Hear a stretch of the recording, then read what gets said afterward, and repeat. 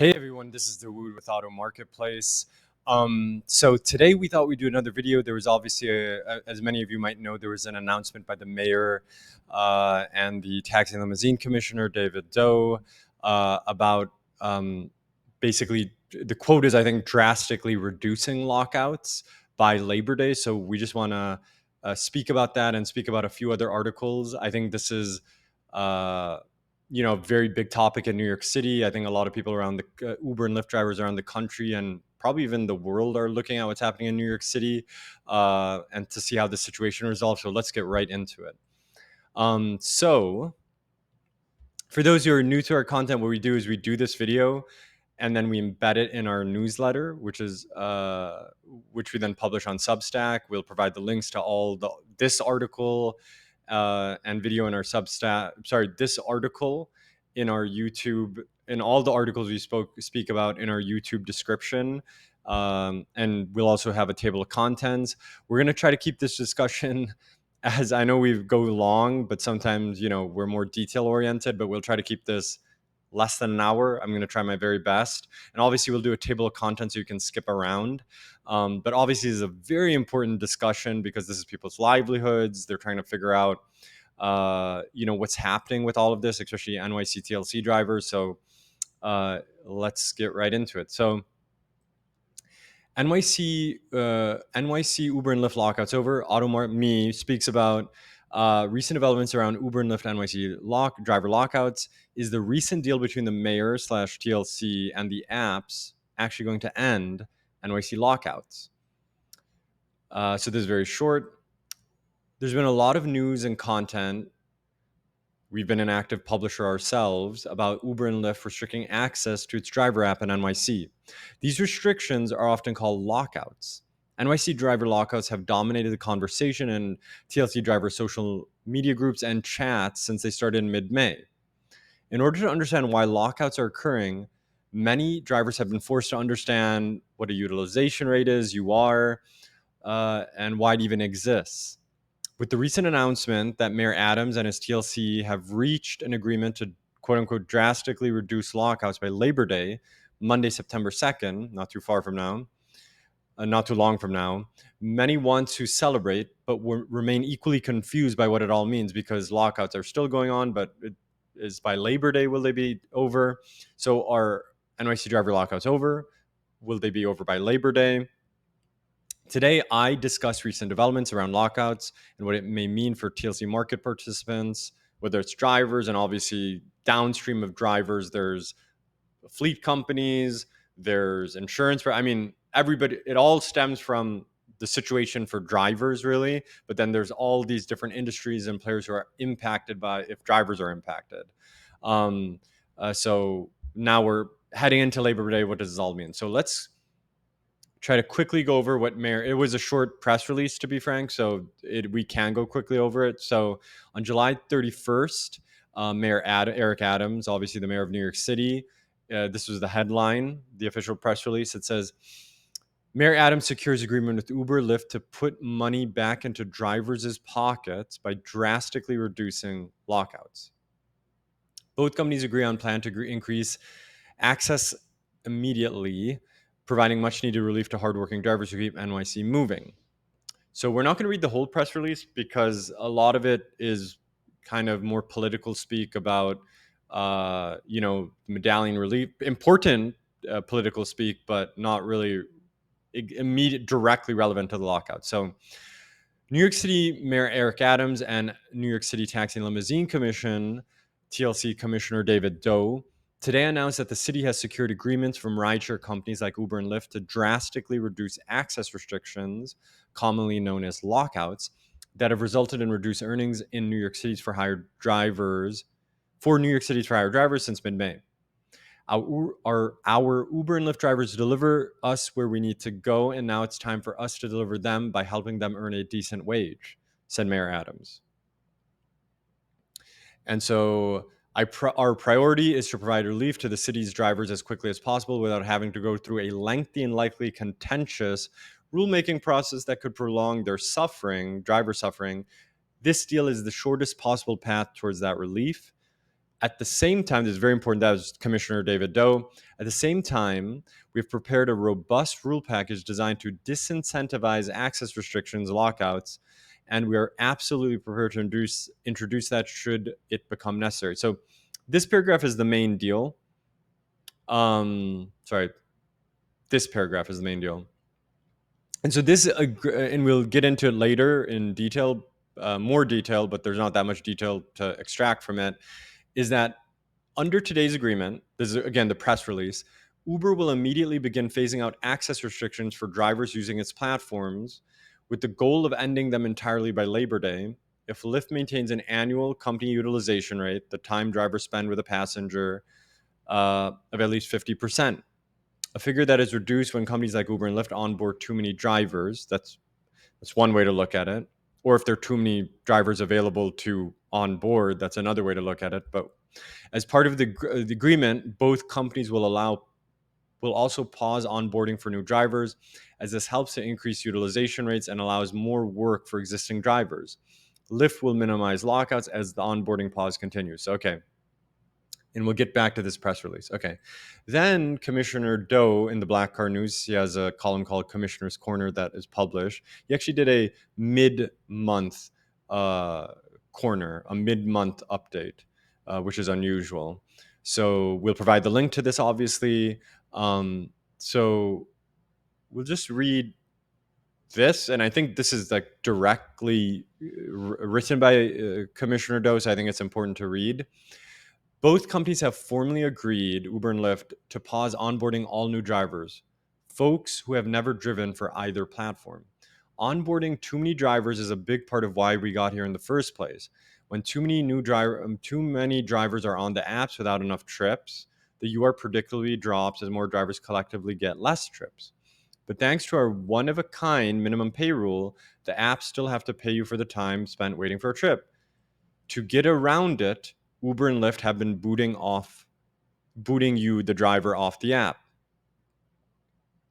Just to clarify that legally, I think sometimes people are saying Uber and Lyft are doing something illegal, which I think is not a correct.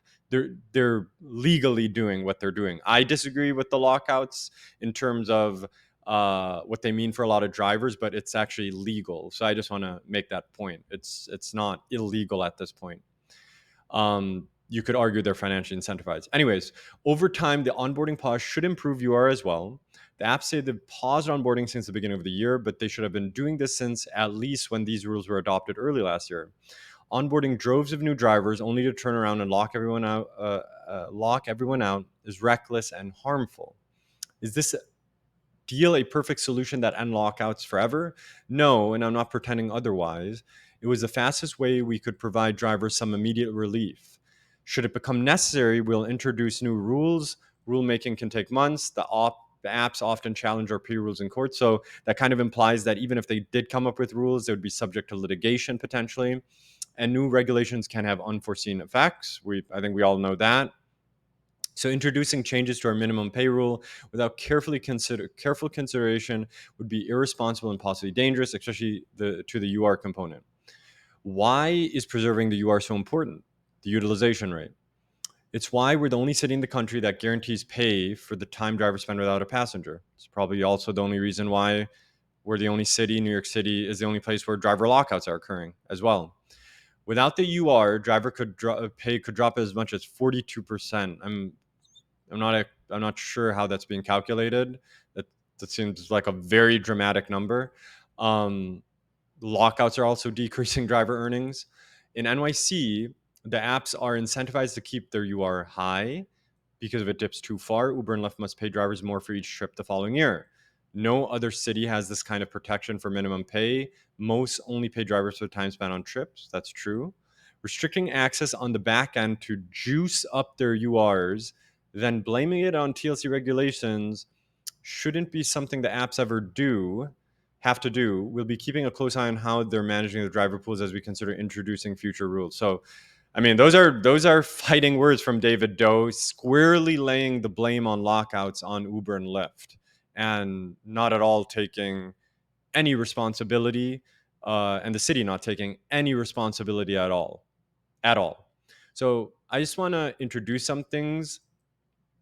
And we've spoken about, so basically, I don't want to really get into it again because we've spoken about it too much, but basically, there was basically, in that press release, you saw that Uber and Lyft have agreed to stop onboarding new drivers. And I think I just want to make a very simple point. So basically, everybody knows, and we've spoken about this, that in October 2023, the TLC, in a shock announcement, totally reinstituted the electric vehicle exemption to the FHV license pause, for hire vehicle license pause, or TLC plate cap. So when they opened that up, all of a sudden, almost 10,000 new for-hire vehicles were added on the roads in a matter of 6 to 8 weeks, basically. I mean, by the time they finally got inspected, it might have been like 3 or 4 months.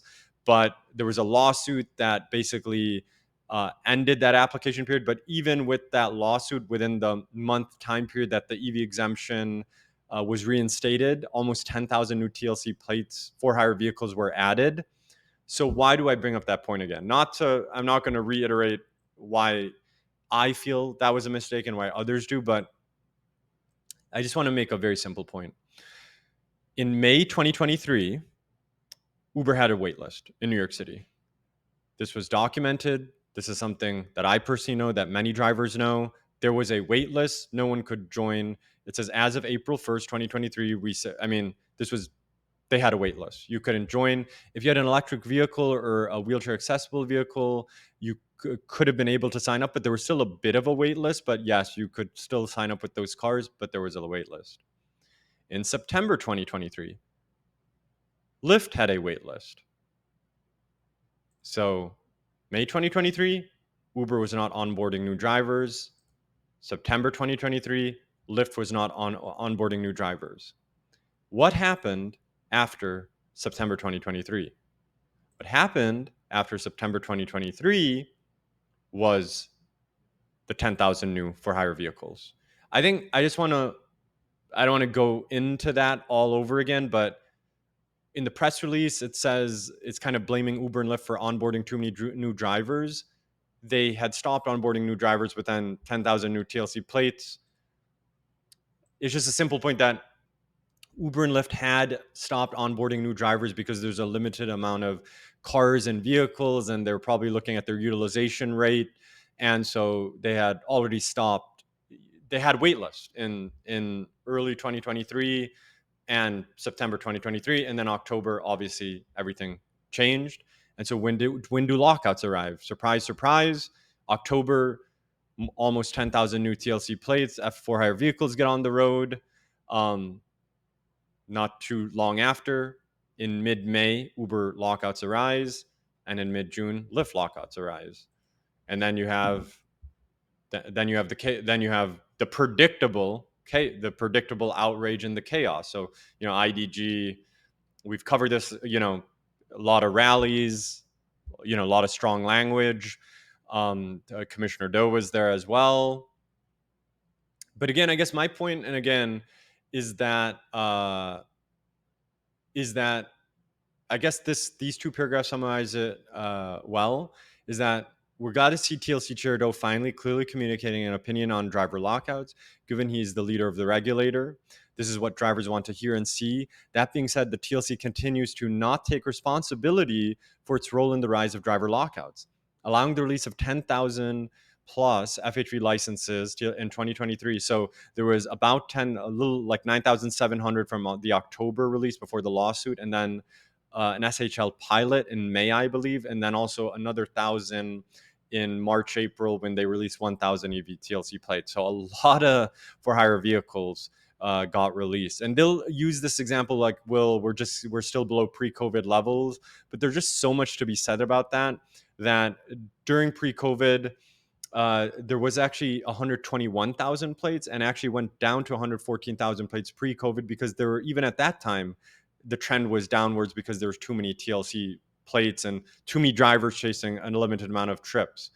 So in any case, and that's even disregarding the yellow cab industry and their continued struggles.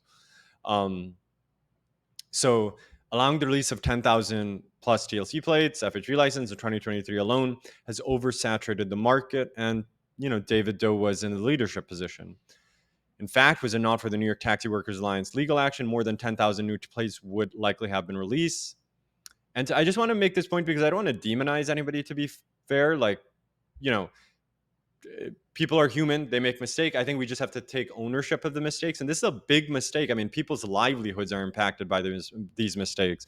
So when you make a mistake like that, like, I think to rebuild confidence, you have to kind of, yes, it's hard to admit a mistake. I understand that politically it's hard and all of that stuff, but when you make a mistake of this level, and I'm not saying it's just the TLC's fault, but it's 100% not just Uber and Lyft's fault. I think that's a very unfair way to frame this. That is just Uber and Lyft's fault. I think the TLC is partially, if not majority, responsible for the lockouts. And the point is simple. And I'm just going to move on. May 2023, Uber had a wait list. They weren't onboarding new drivers. September 23, Lyft had a wait list. They weren't onboarding new drivers. What happened after that? The release of new plates. So I think that's fairly obvious. So in any case, apologies for that little bit of a delay. In any case, their two main driver advocates group, the Independent Drivers Guild, they marched or had a rally. David Do was there. Then we had an interview with the leader of the New York Taxi Workers Alliance by Ravi Desai. She actually wants to keep the utilization rate, but we have, if you want to check out that interview, I think she's very eloquent. She lays it out. Still disagree with, every single proposal she has, but I think it's pretty technical. So I think that's appreciated. Then there's a big rally on July 17th. Now, people are saying, well, was there 2,000? Was there 1,000? Was there 500? I think the main point was there's much more than normal.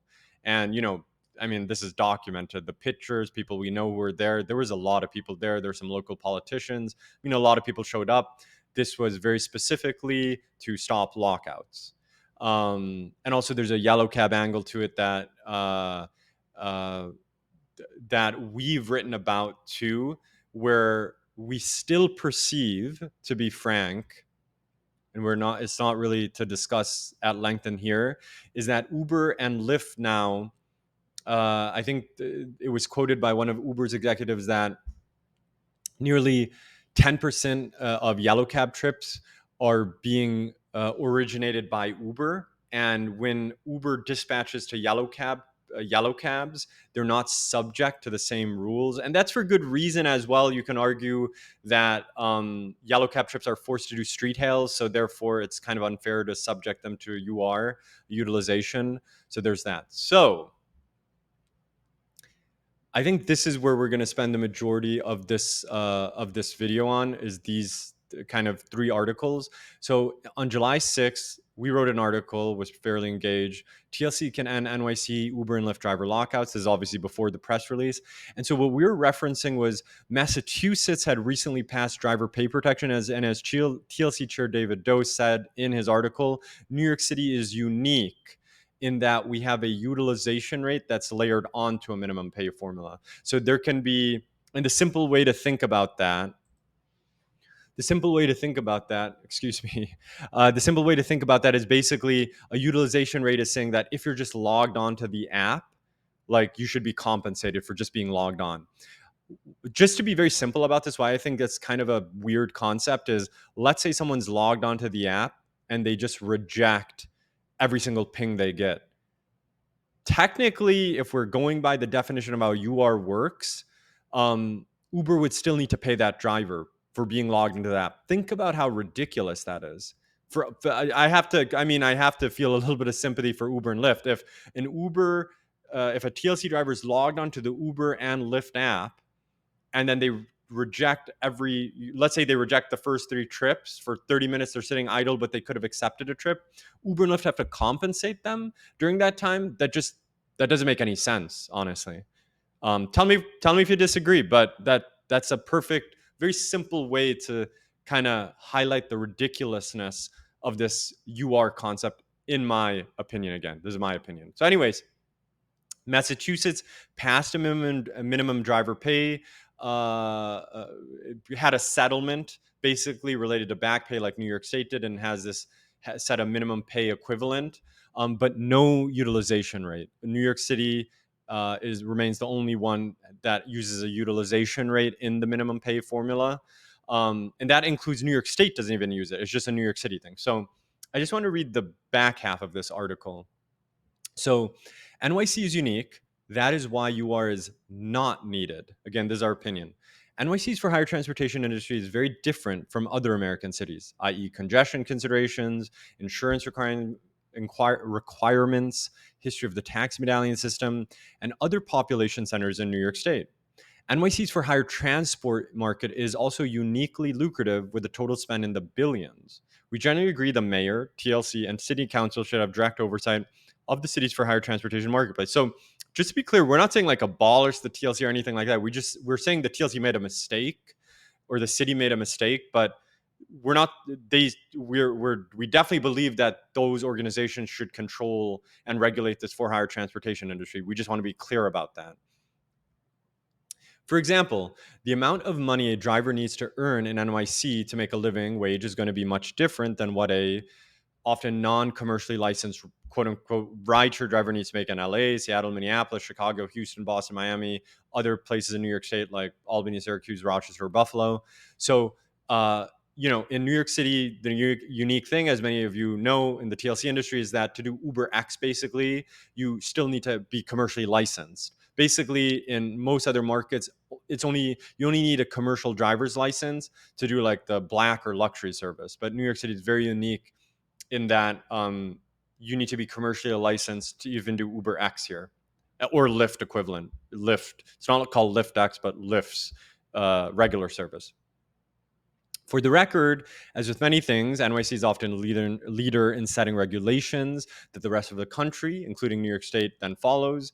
And New York City was the first place that did come up with the driver minimum pay standard. But the UR that was layered onto that, if you actually, if you were in the industry at that point, the UR was actually more of a way to protect the yellow, and rightfully so in many ways, but it had bad consequences. Is that the UR was created as a yellow cab protection mechanism. That's actually the genesis of why the utilization rate exists, because basically they were trying to get. I mean, people will disagree with this, but I mean, I was in this industry, like head deep, like fully deep into the weeds of this industry during that time. The UR was a way to say, okay, let's, in top of the for hire vehicle supply cap, let's add a UR so that it provides an additional incentive for people to go to the yellow cab industry and for Uber and Lyft to not onboard new drivers. So the UR is actually the genesis of the UR. If you remember the history of it, is actually a yellow taxi protection mechanism, actually. Rightfully so. I mean, the yellow cab industry, I still don't think UR should exist, but at that time it was created to help a diminished taxi medallion industry. That's actually the genesis of the UR, in my opinion. At least, when I was, in the industry at that time period when these regulations and rules were coming about. So the obvious question is to ask, why does NYC seem to be the only place where driver lockouts are occurring? It's clearly not the only place that has driver minimum pay rules. Why aren't Uber and Lyft driver lockouts happening in LA, San Francisco, Seattle, Minneapolis, or Boston? So those jurisdictions, municipalities have minimum pay rules, but lockouts aren't occurring in those places. So the simple answer, in our opinion, is NYC using a utilization rate in its driver minimum pay formula. We continue to urge the TLC to drop UR as a regulatory metric and instead focus on its unique ability to control for hire driver and vehicle supply. Clearly, and I'm not saying David Do is responding to my suggestion, but maybe other people have suggested this, but he's saying that he's basically saying that UR is important, and without UR, the driver pay could drop as much as 42%. I think that's a bit of a dramatic statement, if I'm being like, it's kind of like a scary statement. But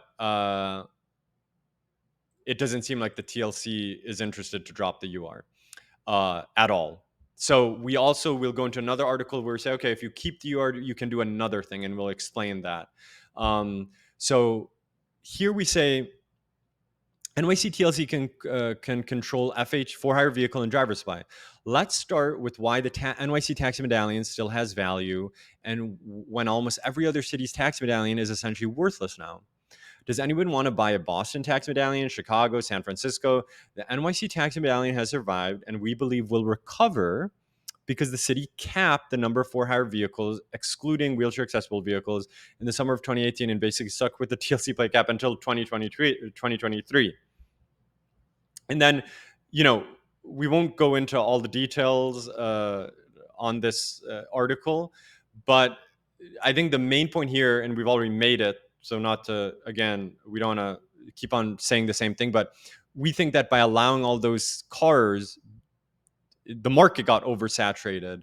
And so then when you oversaturate the market, it's hard to keep the utilization rate up, and therefore lockouts occur.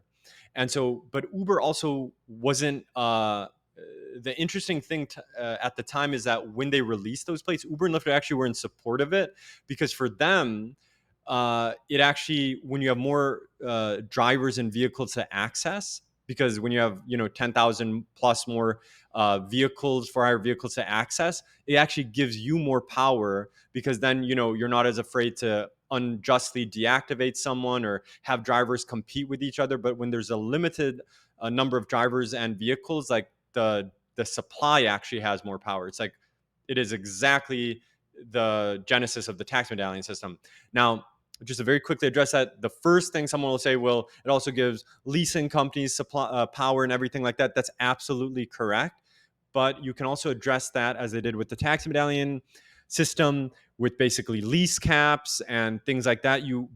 There's other ways to address that bad outcome, but at the same time, 60 to 70% of all TLC plates are individually claimed.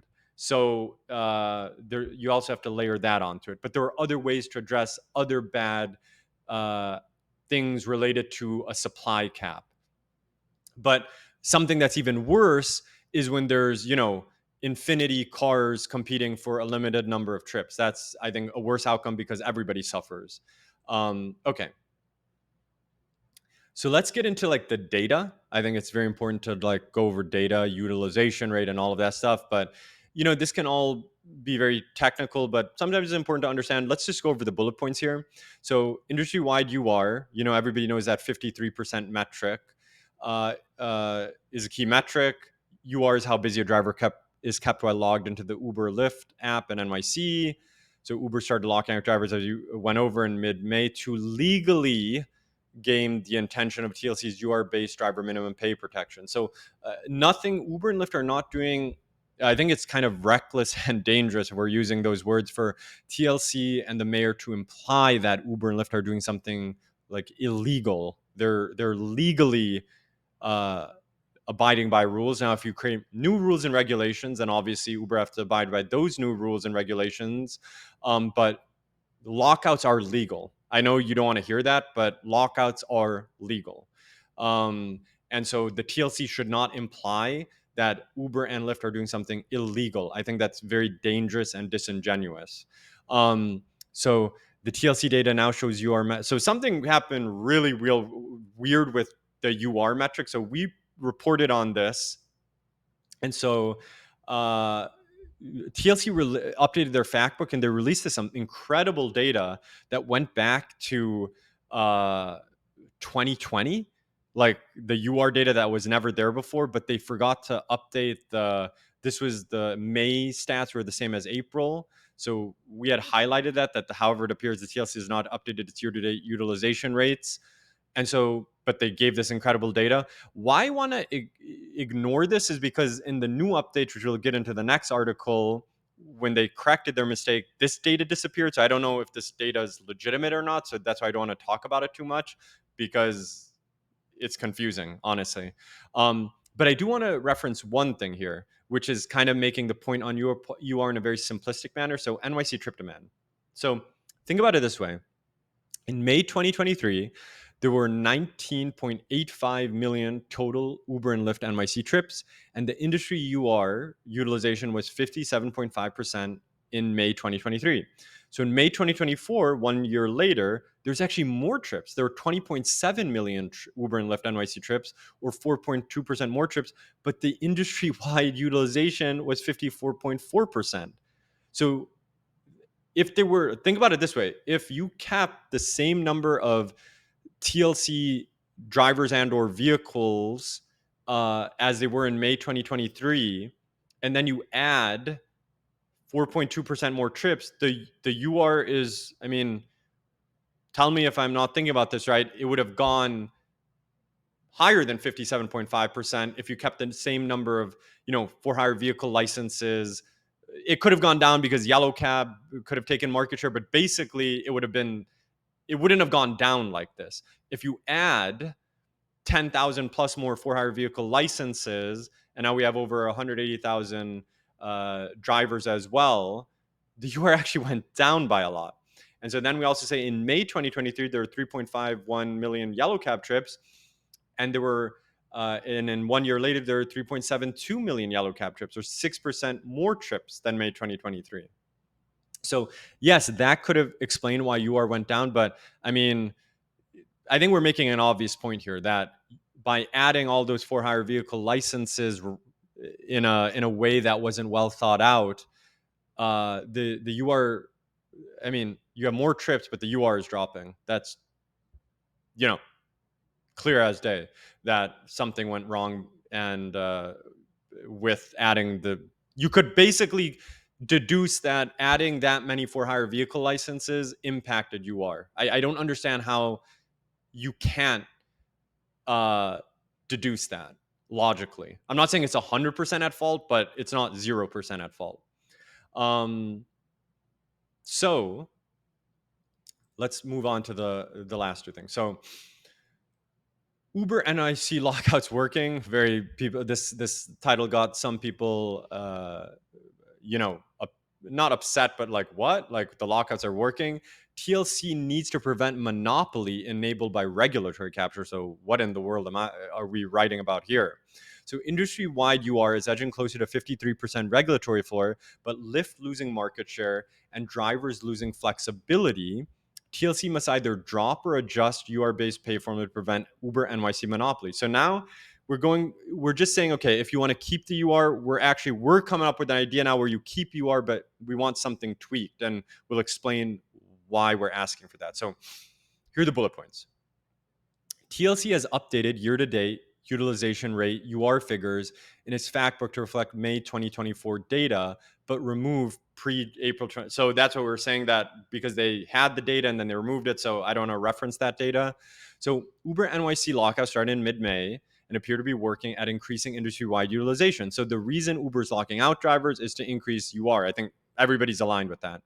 May industry-wide UR was 54.4%. May year-to-date UR is 52.1%. So it's within reach of 53%.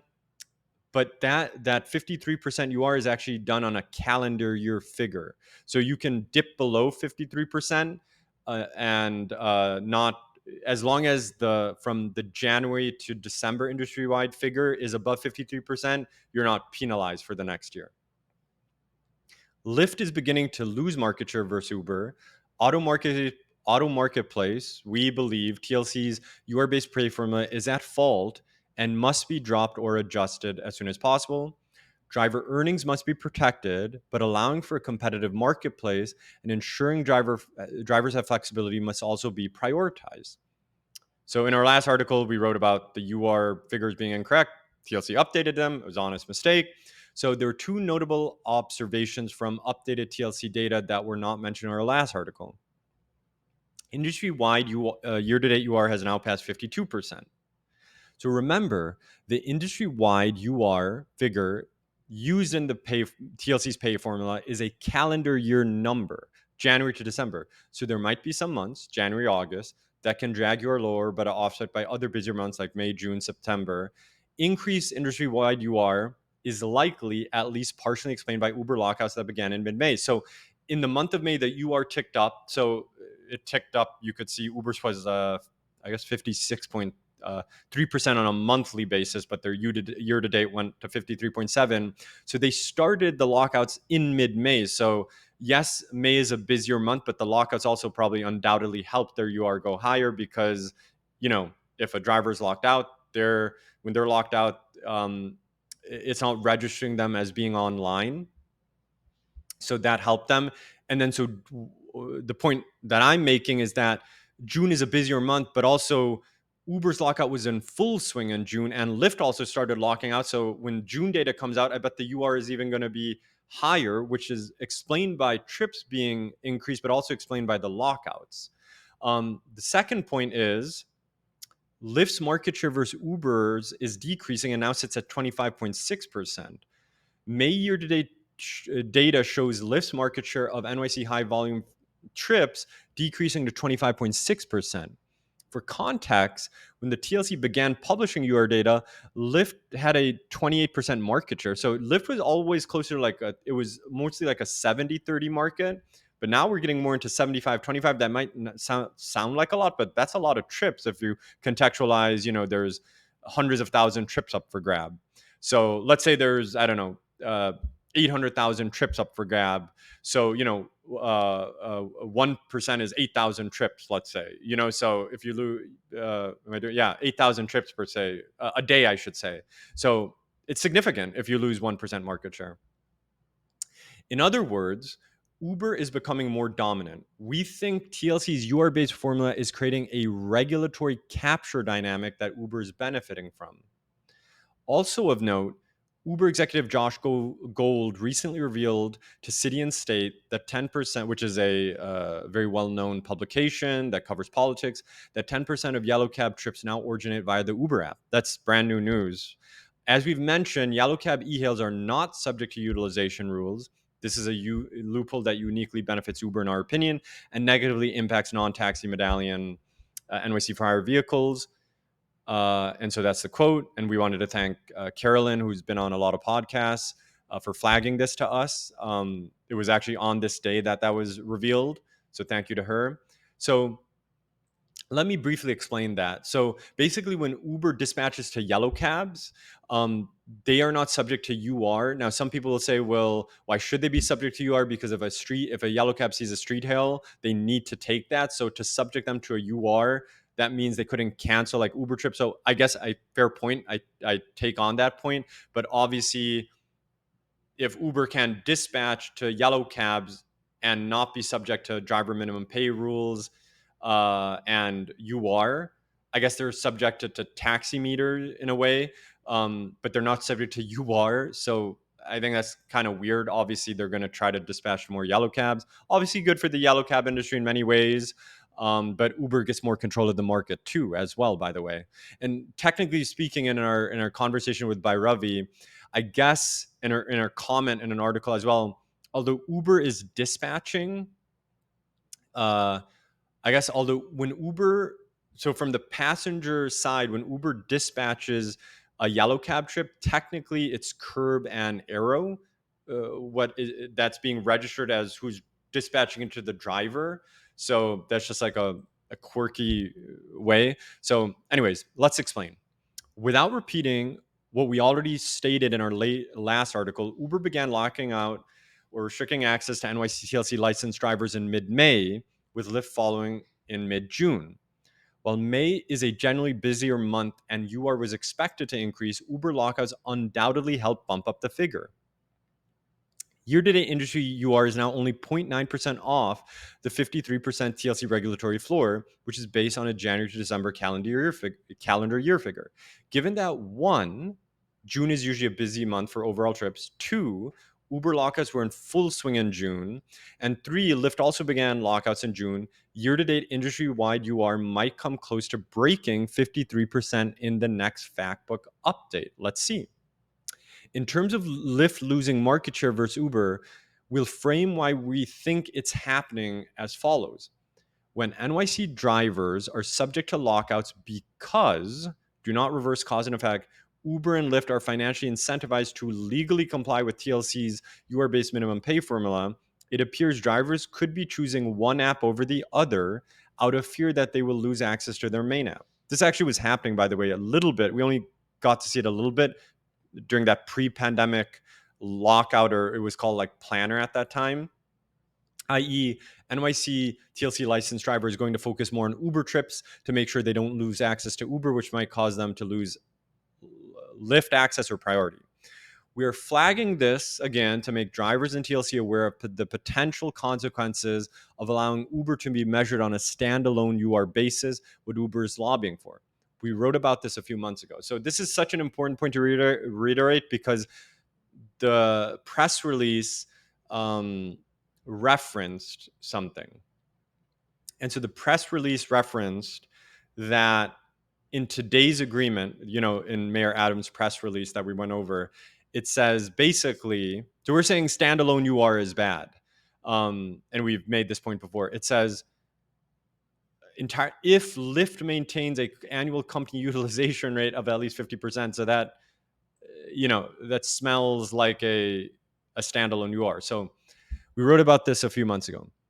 So we empathize with Uber's complaint re the use of industry-wide UR metric, and in fact recently called for the TLC to eliminate the UR metric altogether. Instead, we believe the TLC should focus on strictly capping for our vehicle supply, or even potentially considering limiting the issuance of NYC TLC driver licenses, commercial driver licenses.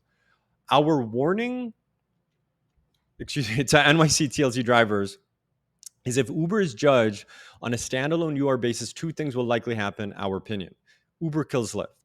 Uber's much larger market share in NYC, 75% versus 25%, or 70 versus 30. At that time, it was like 27%. So I guess we rounded down to 25%. But now it's genuinely like it's heading to 25%, will likely result in previously dual app TLC drivers choosing to be online with Uber more. In a standalone UR world, Lyft will be forced to launch much stricter NYC driver lockouts to increase its utilization because Lyft is not benefiting from Uber's higher utilization rate. This will create a doom loop for Lyft, where Lyft NYC driver supply declines, passenger wait time goes up, passengers then increasingly prefer Uber, Uber gets more trips, drivers are more attracted to Uber, etc., etc. Uber finally kills Lyft and NYC, death by UR. We've gone over this in another video as well. Uber only, Lyft only, TLC NYC drivers. If Lyft is judged on a standalone UR basis, it will need to launch stricter driver lockouts to increase its UR. So Lyft right now is struggling to break that 50%. So year to date, that 47.9%, because Uber is just the bigger player. But TLC is grouping Uber and Lyft as like in the same weight class, and we'll talk about that more.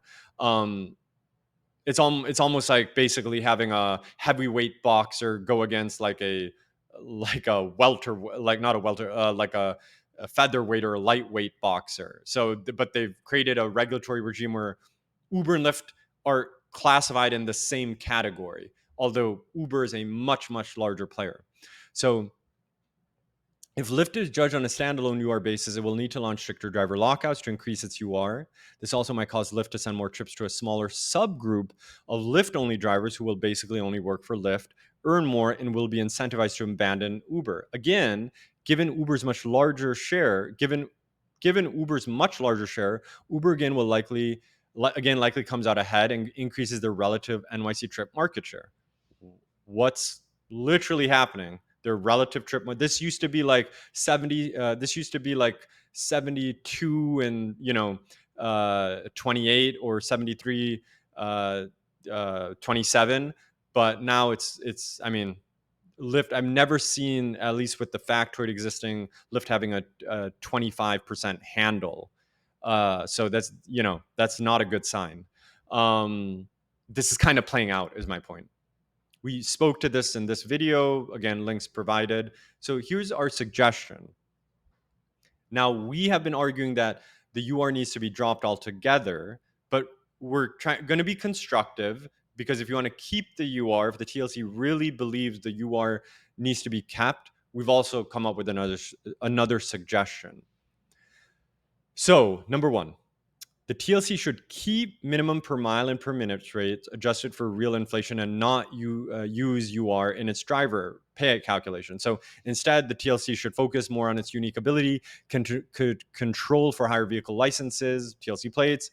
Utilization will take care of itself if supplies appropriately control the humble origin of the tax medallion. So we've repeated that over and over and over again. Okay, we're going to be constructive and come up with a second suggestion.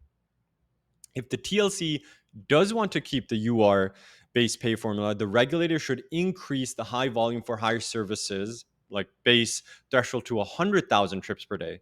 This will ensure, right now it's 10,000 trips per day. This will ensure Uber does not use UR-based driver pay rules in a way the TLC did not intend. This adjustment will prevent a marketplace monopoly or duopoly from forming. So we've made the suggestion. So let's explain this. Competition shouldn't unintentionally be killed via TLC UR-based pay regulations.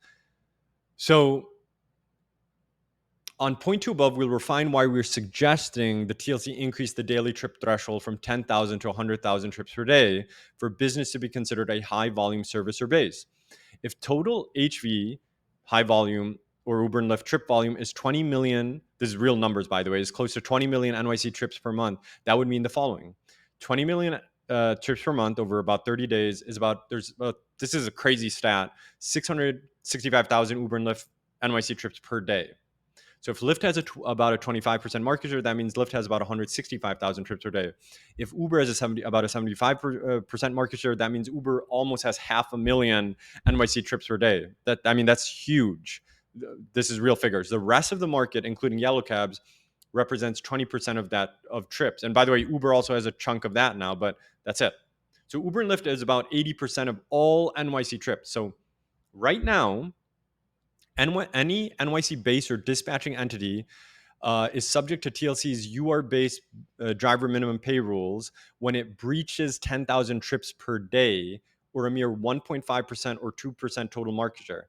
By raising the HV threshold to 100,000 trips per day or 50% total market share, it will encourage competition and prevent an Uber monopoly or an Uber and Lyft duopoly.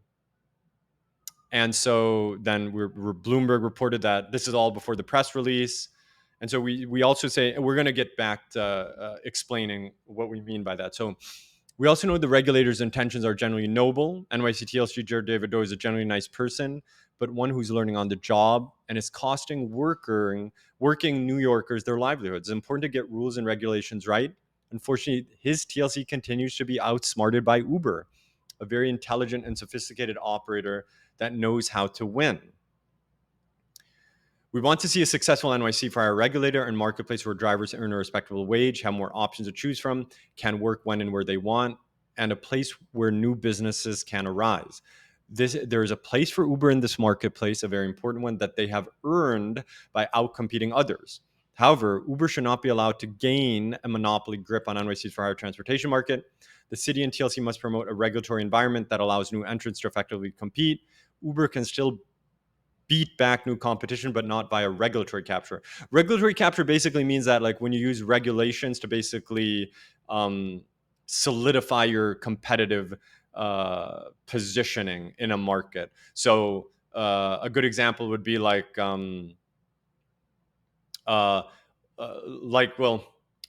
so many different examples to use that might not be perfect analogies, but let's say a utility or something.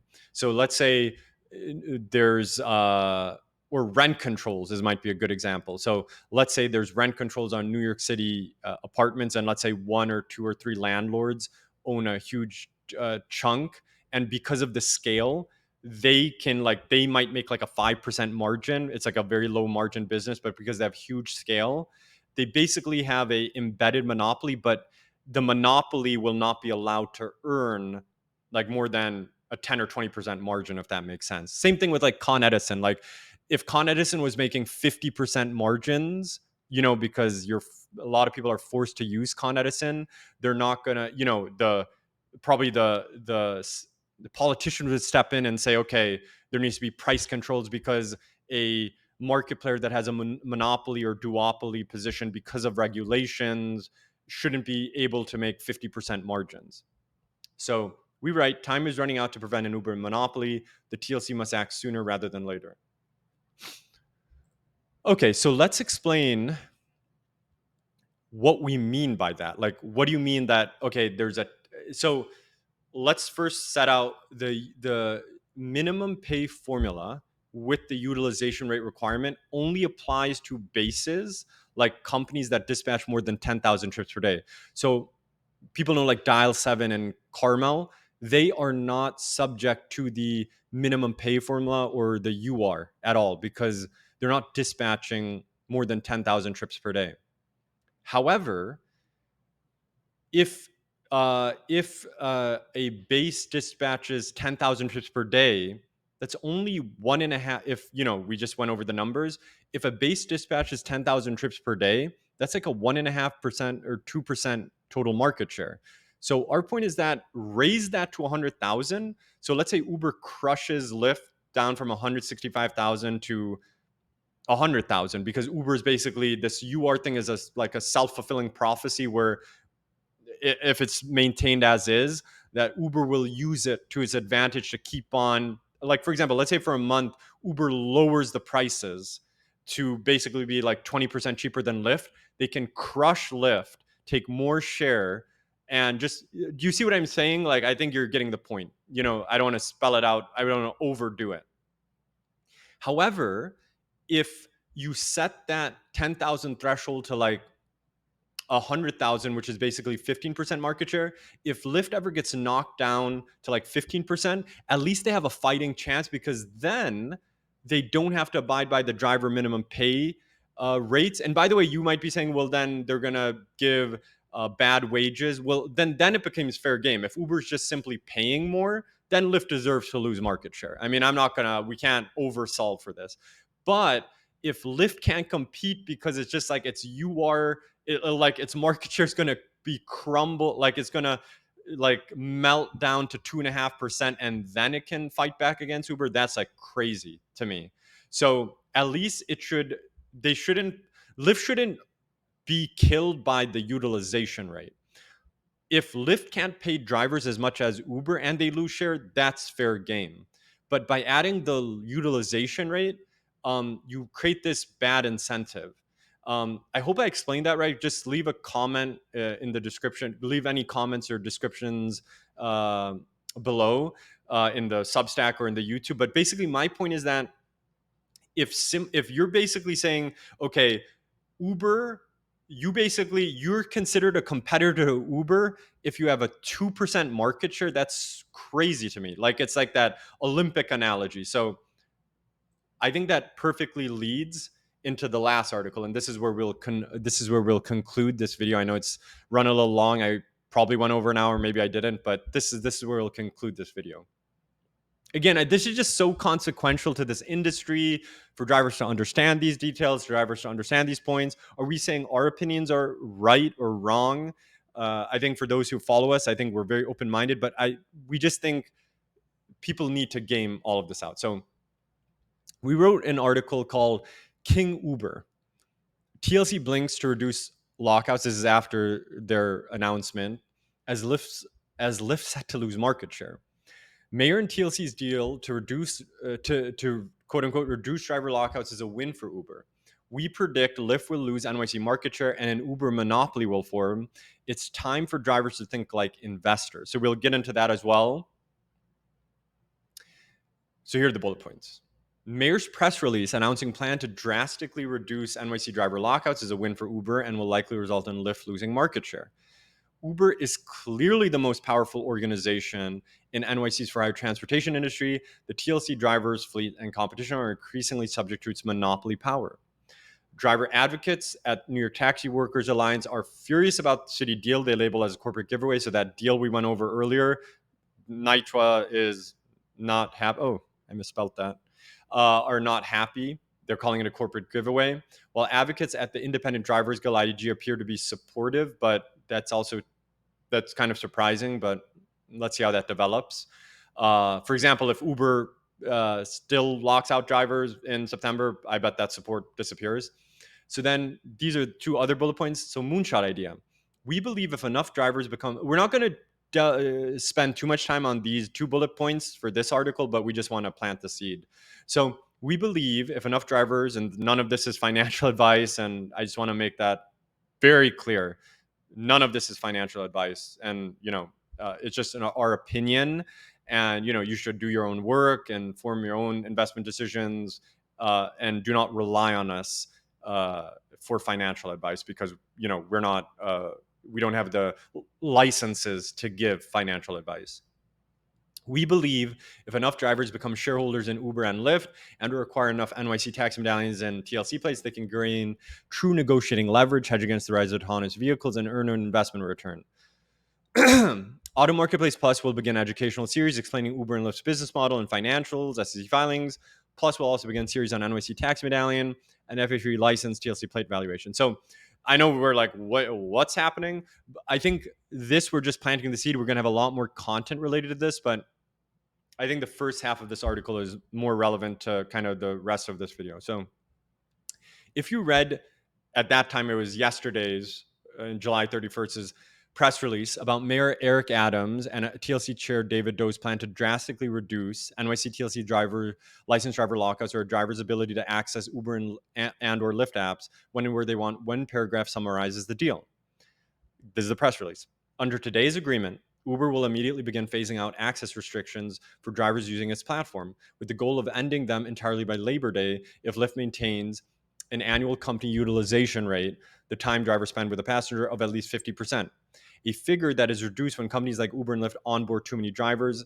As part of the agreement, both companies will pause onboarding new drivers, as this helps to increase utilization rate. I mean, this is like so just reading this is making like you're expecting. I mean, I'm having a hard time just getting through the paragraph, my point is that the rules are so complicated and so complex, and they're expecting drivers to understand what this all means. I find that ridiculous. So, anyways, as this helps to increase utilization rates and allows more work for existing drivers, Lyft will minimize lockouts as the onboarding pause continues. Okay, what does this mean? Driver lockouts ending? The title of this YouTube video, basically. Let's be simple and summarize what's happening. Again, our opinion. Uber has convinced the TLC to force Lyft to maintain a 50% standalone utilization rate. In return, Uber and Lyft won't onboard new drivers, although the companies have been doing this for months. And before they released the 10,000 TLC plates in October, we showed with evidence that was actually Uber and Lyft were doing that in 2023. The TLC also agreed it won't pass new rules and regulations for now. Whether this is a written and signed agreement, it's not clear. It appears to be a handshake deal. Furthermore, Uber and Lyft have already artificially boosted UR figures for parts of May, June, July, and likely August via driver lockouts. August is usually a very slow month, so Uber probably feels its final 2024 calendar year UR will be sufficient at this point heading into September and a busier Q4 period, buying it another year of utilization rate compliance. Okay, that's like the key point of what we're saying. So think about it this way. We showed you those UR figures. Everybody knows probably it's across the country, I would assume, or at least in New York City, maybe actually not across the country if there's busy tourist destinations. But in August, it's like a slow month. January and August are very slow. But think about it this way. As we already outlined, Uber launched lockouts in mid-May. So basically full lockouts in June, full lockouts in July, basically full lockouts in August because they're going to wind it down by Labor Day. And then September, October, November, December, leading up to the holiday season, it's always pretty busy. Unless like the economy goes bad or something like that, or some other thing is happening. So what Uber might have done is that, okay, we've managed to get away with lockouts, or we've done lockouts, and they're like, we can make this at this point our UR, even if we like remove or I'm saying this very badly. Basically, Uber is saying this is that we got basically 4 months of lockout UR in. So lockout UR like is artificial, basically. It'll be because they're locking out drivers who are not then included in the utilization rate. And so their UR figures are going to be boosted, but that data is going to come after the fact. Like right now we just got May data and it's August. So by October, by basically November, what I'm saying right now will probably become apparent that the lockouts would have artificially boosted up Uber's UR, especially in July and August, which are slower months. And also the same for Lyft, to be frank. So Uber might be playing this game that, okay, we'll do this handshake deal, we'll agree with them, we won't do lockouts, and we can actually pull off a calendar year industry-wide UR, because Lyft also had lockouts above 53%, and then the following year is the UR is judged on the calendar year 2024 utilization. So they're basically like, we did lockouts for 4 months, we can game the UR number, and then for the entire 2025, we're not going to be subject to penalty because we beat that 53% regulatory threshold and we bought ourselves another year. I hope that makes sense, but that's why. And again, please leave comments, and I can do a follow-on video to just double click on this point. But I hope that makes sense what I'm saying. That basically Uber basically has gamed out that they've had enough of lockouts to boost their UR, and going into the busy season without lockouts, their UR can be high, and then for 2025 they, bought, like, they don't have to worry about compliance for the calendar year. So continuing on with this article, as we've mentioned, Uber's much larger NYC market share position, 60% to Lyft's 21%. So we said it's like 75%, 25%. That's Uber versus Lyft's, like, versus each other on that 80% of total share. This is just of the total NYC market. So Uber has 60% share of the total NYC for hire transportation market. That's not a typo. 60% to Lyft's 21%. So it makes it easier for it to keep. So as we mentioned, Uber's much larger NYC market share position makes it easier for it to keep its driver base busier, resulting in a higher standalone UR. Subjecting a much smaller market player, Lyft, to similar utilization rate requirements as the 60% market share leader, Uber, is bad policy and unfair. To use an Olympic Games analogy, imagine wrestlers, boxers, or weightlifters not being divided into weight classes, heavyweight versus featherweight. Almost everyone would agree that such a dynamic would result in a fairly predictable outcome. It's like, imagine putting like a Vander Holyfield or something, against Manny Pacquiao. Like, both are great boxers, but obviously, I think everybody knows the outcome of that match. No one even would. It's just like, it wouldn't be fair. Like, there's different weight classes. So what we're saying is that 10,000 threshold, it gets to our point, like, it needs to be raised to 100,000, because you can't define a 2% market share player as the same as a 60% market share player. You can't subject those two companies to the same rule. That's crazy. So this is essentially the logic behind why we've argued for the UR to be dropped from TLC's driver pay formula, not minimum pay rates, and for the TLC to focus on limiting for hire vehicle supply. So we still believe UR should be dropped, or two, argued for the high volume services base threshold to be increased to 100,000 trips per day from 10,000. So competition has a fighting chance against a very dominant marketplace leader. Uber is edging closer to total regulatory capture of the NYC for hire transportation TLC industry. It is now using this leverage to cement a monopoly. We predict the following will happen if TLC does not act in an appropriate manner. Bullet point 1. Lyft's NYC market share is about to drop relative to Uber's. That's bad for drivers and for the marketplace, less competition. Uber's overall market share will increase and breach 65% of all NYC for hire transportation trips. So that's 60%. So basically, Uber might control 2 out of every 3 trips in New York City. That's just crazy, especially when you include yellow cab e-hails dispatched by Uber. If TLC does not increase the high volume trip threshold at 10,000, 100,000, Uber's market share might even breach 70%, as no competitor will be able to scale. So again, our point is that, let's say you get a new competitor that hits 2.5%, and then it hits 2.5% market share, 2% market share, and then it has to have a utilization rate requirement, and Uber, and then Uber's gonna do lockout, and then do standalone and argue it. it's just going to be a mess. We're going to keep on repeating this dynamic. So either get rid of UR or increase the high volume threshold. So these are the market shares, by the way. Uber of the total trip, so 860,000 as of May 2024. So Uber is this huge player. Lyft obviously a significant chunk. Yellow Taxi 14%, and Uber actually owns a chunk of that now. I think the data.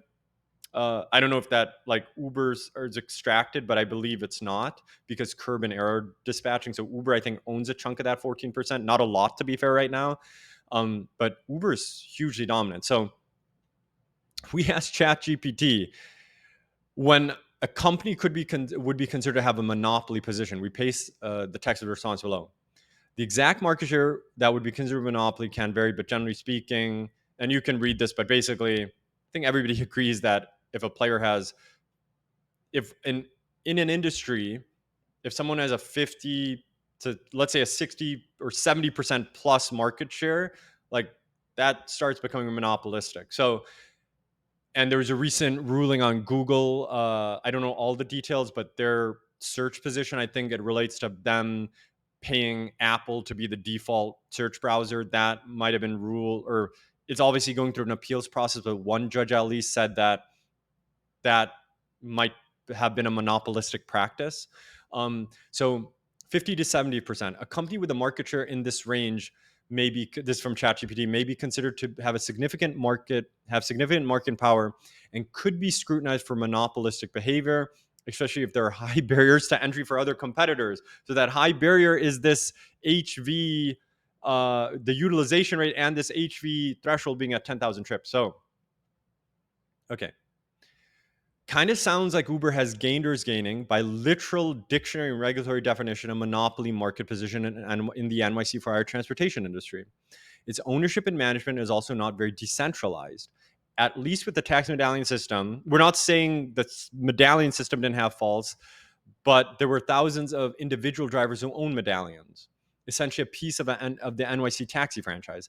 And the price of passenger paid, excluding taxes and government fees, directly went to a driver if they owned it. Yes, some leased it. We understand that. There was no direct per trip commission or take rate. But like when Uber dispatches to a driver, they take, who knows the real number based on the trip, but let's say 20, 30, 40, 50% of the trip Uber is taking. And the government is also taking a lot too, to be fair. It should also be mentioned, TLC Chair Do stated the regulators prepared to roll out new rules and regulations should Uber or Lyft start playing games or going back on promises. Remember, so in the press release, at the same time, this is David Do saying this, TLC Chair and Commissioner, we have prepared a robust rule package designed to disincentivize access restrictions, and we're absolutely prepared to introduce that should it become necessary. The TLC shouldn't be surprised when, not if, that happens. If the TLC needs reminding, we present Exhibit 1, see below. To be fair to Josh Gold, who is speaking, the Uber executive speaking, he had and has no way of forecasting Lyft's utilization rate, which is needed to predict what an industry-wide UR might look like. However, his statement clearly implied that Uber was comfortable predicting in almost any scenario that they would not have to reinstitute lockouts if the industry-wide UR threshold was lowered from 56% to 53%. Uber and Gold were dead wrong. It's on camera. However, this is very important. Remember, though, the TLC's original rule proposals from March of last year, they actually called for a 56% UR requirement. We will leave it to your imagination to what lockouts would have looked like if TLC's original plan was followed. The TLC would have been dead wrong. Thankfully, there was a public hearing. So it makes a difference when drivers come out and when people come out and make their voices heard. It really does. Can you imagine if the regulatory threshold was 56%? The lockouts would be crushing if they're already crushing at 53%. And that's literally a quote. There's no concern about falling below 53%. So instead of rehashing specific suggestions and proposals as we did already, this is where we get into drivers will have a seat by becoming shareholders in demand and supply. Now, we're going to do a different video on this, but basically the main point in this is that, okay, if drivers and people in this industry are going to be subject to like mistake after mistake, regulatory capture. The good news is that, and this is kind of like a shareholder activism thing, and again, we're going to do a different video on this, but we're planting the seed for it is like, imagine if drivers started owning shares in Uber and Lyft. You know, one thing is like creating a cooperative to compete with Uber and Lyft, but you can actually like buy shares of Uber and Lyft too to drive change. So uh I guess we'll just read the conclusion of this. Yes, it's not lost on us that we are suggesting is a long shot, like buying shares and for drivers to buy shares in Uber and Lyft. And obviously nothing is financial advice. Just want to reiterate that. However, things that facilitate meaningful change from business to politics are usually moonshots in the beginning. And so instead of being subject to the monopoly, you can own part of the monopoly. So we're gonna get into this topic much later. Obviously, it's not the main thing of this, but we wanted to plant the seed. So, and we're going to provide all the links and everything. So basically, in conclusion, are Uber NYC and Lyft NYC lockouts over? I think the short answer is no. They're not. They're not going to be completely over. I think this is like another chapter. They could be over for a little bit before another thing starts. I mean, this is like the history of this since the UR was created. If people remember Juno and Via, you could actually argue, if you look back to history, that Juno and Via, those 5% market share players, they basically went out of business in New York City because of UR. That's actually the reason, you could say. So that's again all of our opinion. So let us know what you think. We hope you found this helpful, and thanks again for watching this. And we'll create more content in the near future. Thanks a lot.